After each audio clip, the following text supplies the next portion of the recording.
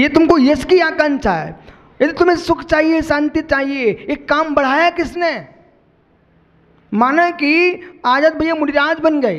अब जब मुनिराज बन गए, अपने धन दौलत सब छोड़ के आ चुके हैं। अब जब निर्मल भैया जब छोड़ के आ चुके हैं और फिर भी हैदराबाद में आके कह रहे हैं भाई यहाँ पर हमारे लिए एक बहुत बड़ा मठ बनवाना है। कैसा पागल आदमी है, इंदौर की हवेली छोड़ के आया और यहाँ हैदराबाद में मठ बनवा रहा है। अब इसको कहाँ शांति चाहिए? शांति जीने का इसका अभ्यास ही नहीं है, शांति जीने का अभ्यास नहीं है। इसलिए जो जो पुरुष साधु बनने के बाद भी कुछ करना चाहते हैं, इनको शांति में जीने की आदत नहीं है, विचारों को अशांति में जीने की आदत है। अब करो बेटा, क्या करोगे? अब से बेटा घर से तुझे छोड़ दिया गया, जाओ हैदराबाद में शांति से जीना। माता पिता ने तो तुझे ज्ञानी बनने के लिए भेजा। अब तू ज्ञानी बनने के बाद तू स्वयं में लीन हो जाता, तब भी तुझे शांति नहीं मिली। अब दूसरे को ज्ञानी बनाने में लग गया, ये भी तो एक कर्म है। शांति नहीं मिली। कर्तृत्व दृष्टि, कर्तृत्व दृष्टि शैलेंद्र बहुत खोटी है। इसलिए मेरे सामने कभी कहने की चेष्टा मत करना कोई कि मेरे पास बहुत काम है। एक काम किसी ने दिया नहीं है, एक काम किसी ने दिया नहीं है। अहो कर्तावादी हो, एक कर्तृत्व की भूत जब तक नहीं उतरेगा तब तक तुमको न सुख मिलेगा न शांति मिलेगी। बराबर है ना?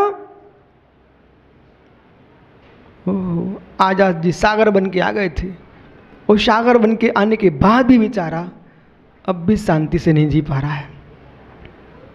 कुछ करना है मुझे, कुछ करना है। और मालूम हमसे क्या बोल रहे हैं? कुछ करना, समाज के लिए कुछ करके दे के जाना है। हे मित्र, अनंत काल तक तू समाज को, देश को देता रहा, निज आठ प्रदेशों को कब देगा? उस पर तुझे शर्म नहीं आ रही है? देश को दे के जाऊंगा। तुम देश को क्या दे के जाओगे? तुम भगवान बन जाओ, हम देखते रहेंगे। जो जो देश को दे के गए, जो जो देश को दे के गए, जो समाज को दे के गए, उनकी माला नहीं फेरी जाती। जो देश को, राष्ट्र को, समाज को छोड़ करके चले गए, वो निज प्रदेश में लीन हो गए, उन महावीर की माला फेरी जाती है।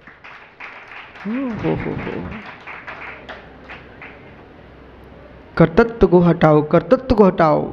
वही ज्ञान तुम्हारे लिए मोक्ष मार्ग का साधन बनेगा। जिस ज्ञान में, जिस तप में, जिस साधना में पर को कर्तापन का भूत हट चुका है, ऐसा श्लोक नंबर 123 में कह रहे हैं। विद्धु तमसो, विद्धु तमसो, ये तम का नाश करो, अज्ञान का नष्ट कर देने वाले, अज्ञान रूपी अंधकार का जिन्होंने ध्वंस किया है, नाश करके रागस तपस्रुत निबंधनम, नष्ट कर देने प्राणी जो तप और श्रुत शास्त्र का ज्ञान का जो अनुराग है। हे मित्र, जिसने मोह का नाश किया, जिसने अज्ञान का नाश किया, यदि उस जीव को तप का और श्रुत का राग भी है, क्या गहरा शब्द बोल रहे हैं। विषय कसाय का राग जिनने छोड़ दिया, वो रात्रि की अंधकारी कृष्ण पक्ष की रात्रि है। भैया समझ रहे ना मंत्री जी? यानी अपने हृदय में तुम गदगद भाव इसलिए लाना, जैसे प्रातः आपके मन में भाव आया महाराज जी मैं भी स्वाध्याय करूंगा। मित्र समझ लो, ये ऐसे भाव हैं। युवाओं अभिनंदन, बगल के पड़ोस में दीपावली का दिन है, दीपावली का दिन है और ये विशाल अपने घर को दीपों से सजा रहा है। बेटा सुनना ध्यान से, दीपावली का दिन है और ये विशाल बाकलीवाल अपने घर को दीपों से सजा रहा है। तू पहाड़िया पुत्र इतना अभागा कैसे हो गया? तू भी तो सोचेगा मेरा घर अंधकार से कैसे भरा हो सकता है। गरीब का बच्चा भी होगा ना बेटा, घी का दीप नहीं लगा पाया, एक मोमबत्ती जरूर लगा देता अपनी छत के ऊपर। ये देखा कि नहीं आपने? जितना पैसा होता है ना, फिर वो लाइटिंग लगाता है, पर बहुत हिंसा होती है लाइटिंग में। पर जो पुरुष देख रहा था, अभिनंदन देख विशाल अपने घर को सजा रहा है, उसमें तू शांत नहीं बैठ सकता। जरूर कहेगा अपने छोटे भाई से, भैया कुछ नहीं, अपन आज एक मोमबत्ती जलाते हैं, पर दीपावली मना के ही रहूंगा। हे ज्ञानी, जो मुनिराज युवा ये अपने घर में दीपावली मना रहे बेटा, चारित्र के दिए जल रहे हैं, ज्ञान के दीप जल रहे हैं, तो हम ऐसे अभागे थोड़ी हैं, कुछ नहीं, हम भी एक शास्त्र स्वाध्याय का दीप जलाएंगे। जितने ज्ञानी बैठे यहाँ पर, अपने अपने घरों को अंधकार में रखोगे क्या? जिस व्यक्ति ने स्वाध्याय का नियम आज लिया है, व्यक्ति ये मान के चलो वो भी देख रहा है, हम अपने घर पर भी मोमबत्ती जलाएंगे। कितने लोग नियम ले रहे हैं? साल में एक ग्रंथ का स्वाध्याय करेंगे, करोगे? भले 1 मिनट शास्त्र पढ़ना, मात्र 1 मिनट शास्त्र पढ़ना, कितने लोग नियम ले सकते हैं? बहुत बढ़िया बेटा, समझ लो तुमने अपने घर पर दीपावली मना ली है। चाहे घर में कितनी सुंदर वस्तु रखी हो, वो प्रकाश नहीं है तो उनका मां बोध नहीं होता है। ऐसे ही है जीव, तू दर्शन ज्ञान चारित्र का भंडार है, परंतु तत्व ज्ञान नहीं है, इसलिए तुझे पता नहीं है। और जैसे जिनवाणी का स्वाध्याय करेगा, तत्व का बोध होगा। मेरे मित्र, तुमसे कोई नहीं कहेगा तुम महाराज बन जाओ, अपने आप संयम की ओर कदम बढ़ेंगे, विषय कसाय छूटेगा, सफल होगी तुम्हारी वासना। यदि एक आदमी ने भी स्वाध्याय का नियम ले लिया, मित्र विश्वास मानो।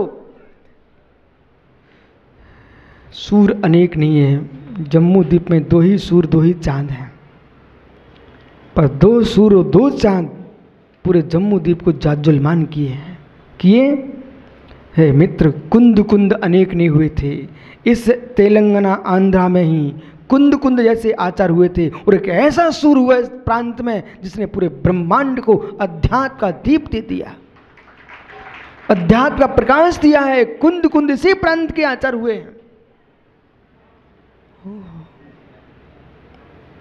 दीपक में आनंद है। अब क्या कह रहे हैं? विषय कसाई की लीनता, ये काली रात्रि की, काली रजनी का अंधकार है। फिर प्रातः होता है। आचार्य महाराज की उपमा देखिए, प्रातः होता है, सूर्य नहीं खिला। प्रातः होता है, सूर्य नहीं खिला। संध्या राग इव अर्कश्य, संध्या राग, संध्या राग प्रातः जब सूर्य की किरणें नहीं फूटती, इसके पहले लालमा आती कि नहीं? लाल सूर्य होता है, लाल सूर्य उदित होता कि नहीं? लेकिन आप विश्वास मानो, जो लाल सूर्य चाहे सुबह का हो, लाल सूर्य चाहे शाम का हो, कुंदाद्री, क्या था सुब्रत सागर जी? कुंदाद्री कर्नाटक में आचार्य कुंद स्वामी के तपोस्थली है। वहाँ पर शाम के समय हम लोग पहुँचे। जैन ही नहीं, अनेक अजैन बंधु, हिंदू, मुस्लिम, सिख, पंजाबी, सारे शास्त्र सभी जाति के लोग उस पर्वत पर चढ़े हुए थे, उस पर्वत पर चढ़े हुए थे। पूरे कर्नाटक की यात्रा करो ना भैया, कुंदाद्री नहीं गए तो पूरी यात्रा पूरी नहीं हुई तुम्हारी। कुंदाद्री में मालूम आया भैया, जब 7 जाति के लोग खड़े हुए थे, मैंने देखा क्या कर रहे हैं। मात्र उस पर्वत की चोटी पर इतने काम के लिए गए थे, भगवान की वंदना करने वाले लोगों की संख्या वहां बहुत कम थी। मात्र वो संध्या के सूर्य को देखने गए थे, शाम के सूर्य को, अस्त होने वाले सूर्य को देखने गए थे। मेरे मित्र, वहां पर मैंने देखा, सुबह का भी सूर्य देखा, शाम का भी सूर्य देखा। पर ज्ञानी समझना, सूर्य क्यों देखने गए थे? क्योंकि लाल माँ में राग होता दुनिया को। लालमा में राग होता दुनिया को। जो शाम का सूर देख रहा है, पांड्या सुन, ओ ज्ञानी मोटे भैया सुनो ना, लालमा में राग होता दुनिया का। ओहो, सूर की लालमा में चले गए, संध्या की लालमा में, अंधकार, रात्रि के अंधकार में डूबना पड़ गया। हे मित्र, इन नारियों के अधरों की लालमा में ना डूबते, लालियों के अधरों की लालमा ना देखने गए होते, हे मित्र, तो विषय कसाय के अंधकार में ना डूबते। लालमा में राग होता है।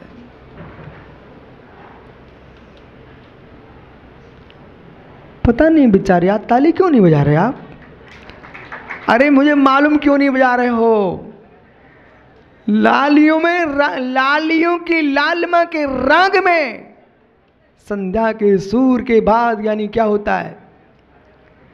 संध्या की लालमा के बाद मुमुक्षु क्या होता है? किशोर भैया कहाँ गया? यानी संध्या की सूर की लालमा के बाद क्या होता है?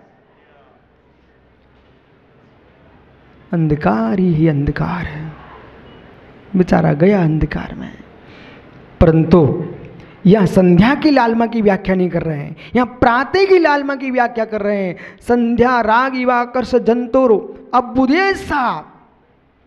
जैसे संध्या सूर्य, संध्या की लालमा मतलब दो संध्या हैं, संधि बेला, प्रातः की संधि बेला, शाम की संधि बेला। ये प्रातः की संधि बेला की व्याख्या कर राजू पहाड़े क्या करें? जैसे प्रातः के काल में सूर्य की लालमा है, इस सूर्य की जो लालमा है ना, हे मित्र, कुछ दिन बाद तुमको प्रकाश देने, प्रातः की लालमा आपको प्रकाश देने वाली है, महान प्रकाश देने वाली है। मध्याह्न का सूर्य खिलने वाला है। इसी प्रकार से हे ज्ञानी, अशुभ उपयोग जो है उस संध्या की लालमा आपको काली रात देने वाली है। वो प्रातः की लालमा सुपयोग है, ये आपको यानी थोड़ी देर बाद सूर्य देने वाला है। जैसे प्रकाश सुबह का होता है लालमा से युक्त, वो प्रकाश बाद में स्फुटित होकर के सूर्य प्रचंड होता है। ये शुद्ध उपयोग की दशा है। इसलिए अशुभ उपयोग को छोड़ दो, सुपयोग की लालमा में लग जाओ, उस उपयोग की लालमा तुमको मिल जाएगी।